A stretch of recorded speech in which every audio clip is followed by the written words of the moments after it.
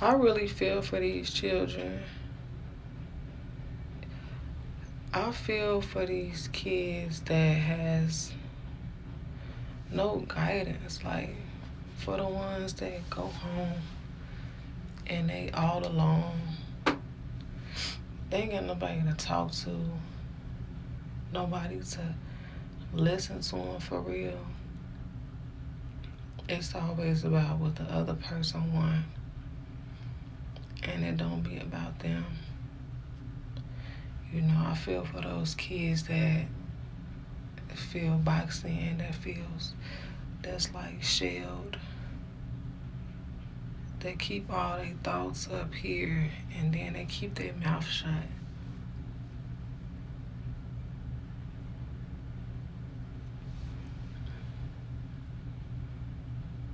I feel for them kids because I was that child. I was that child that would go home or come home, even if it was my grandma's house, or whatever the case may be. And I would come back to the house. A lot of times come alone. I remember I was probably what, kindergarten, first grade. I wasn't in second or third yet. But I went to this school with my uncle. He had to be like fourth grade or something. And I forgot how I got to school. I'm pretty sure I got dropped off. But I had to walk to school afterwards. My uncle didn't wait on me. It's like no one waited at the school, looked for me. No one cared, pretty much. I just remember being that little girl walking back to, at the time, was my grandma's house. And how did I know to get back there? I want to say God's angels. If it wasn't for me, especially during that time, being spiritually guided, but also being aware, you know, when you in a car, you just being aware, you roll, you know, you ride down familiar blocks, you get familiar with, oh, I seen this before, oh, that's over there by my house, so I'm not too far away. So it was like one of them type of situations where I was just aware of my surroundings, and I knew, I feel like I knew for the most part where I was going.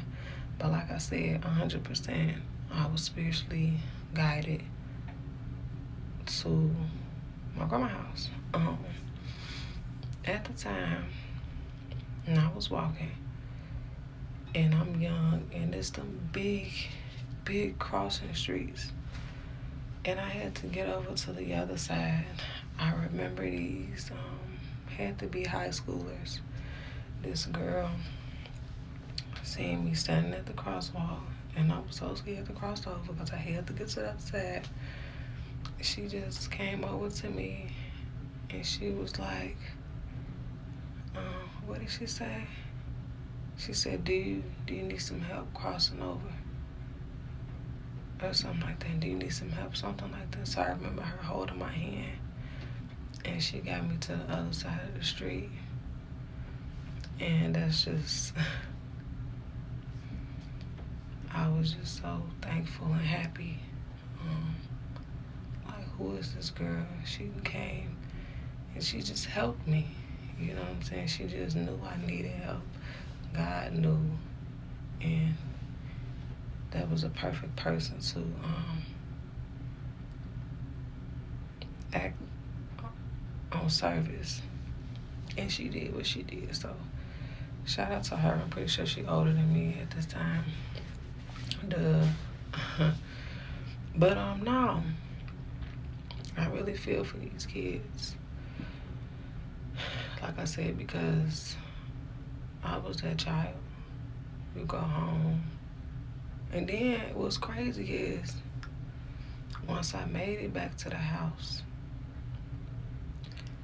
everybody's in there. My grandma, my oldest uncle, the uncle that was at the school. Everybody was there. But once I got in the house, it wasn't like, oh, TT, where you been at? Or, oh, we was looking for you. Oh, we was calling the school trying to see where you was at. Da-da-da-da-da. You would think somebody was worried about my whereabouts. I walked past everybody in the house. And do you think any of them noticed or cared that I wasn't there?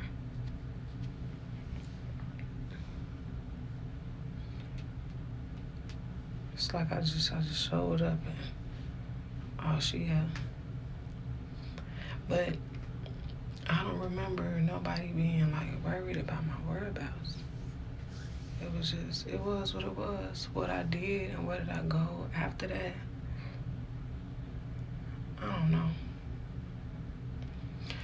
I don't know if I want to go lay down, take a nap, go eat some food. I don't know. It was what it was, right?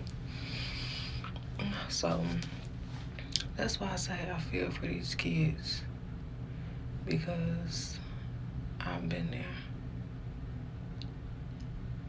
And now I'm an adult now.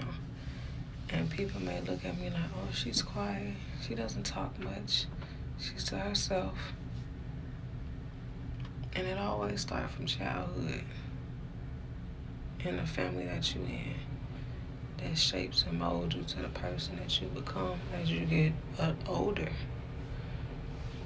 And it's not that I'm quiet. Well, you can say that I am, but I'm just selective on who I give conversation to. Not everybody cares about the conversation that you bring to them. It may go through one ear and through the other, or you may just feed them information. Useless information, or information to steal, or just information for whatever reason. But a lot of times, people do not value certain conversations that I may bring. So yes, I may limit myself to conversation with some people. Or I may just limit myself opening up to a certain person because I feel like, for what? Why am I really talking to you for real? I done talked to hundreds of people, if that.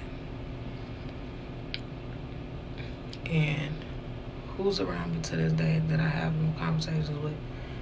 Nobody. Nobody at all. So,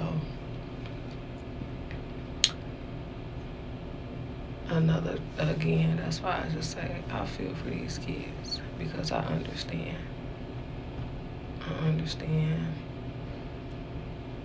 And I just pray for them. I pray for every child on this earth.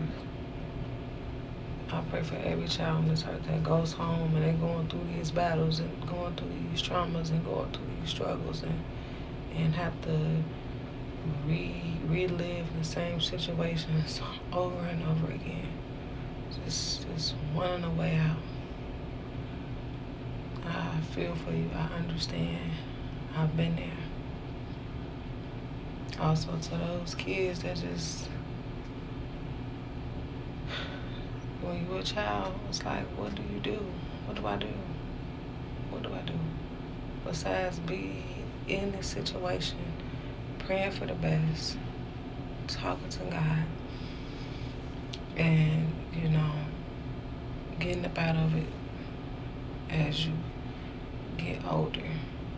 But some way, somehow, that little bit of what you went through will and it does affect you growing up. So, yeah, that's all I had to pretty much come on here and say regarding children. And there's a lot more to say because I can go on and on and on about similarities and situations, but I'm gonna cut it short because I'm at the 10-minute mark.